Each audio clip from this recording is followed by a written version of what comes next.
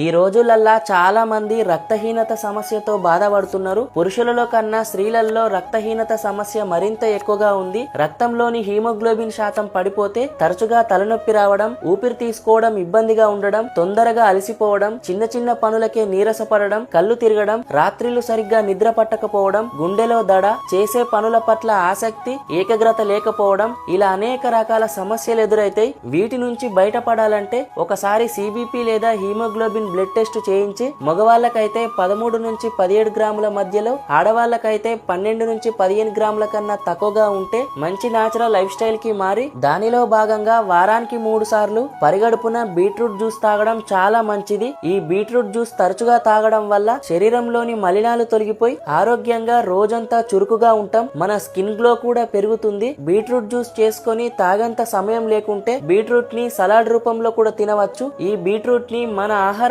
చేర్చుకోవడం వల్ల అధిక రక్తపోటు అదుపులో ఉంటుంది. గుండె సంబంధిత సమస్యలు రాకుండా ఉంటాయి. శరీరంలోని చెడు కొలెస్ట్రాల్ ని తగ్గిస్తుంది. అధిక బరువును కూడా తగ్గించుకోవచ్చు. బీట్రూట్ తో చాలా లాభాలున్నాయి. ఈ వీడియో మీ దోస్తులకి షేర్ చేయండి. మరిన్ని మంచి హెల్త్ టిప్స్ కోసం మన పేజ్ ని ఫాలో చేయండి. Thank you for watching.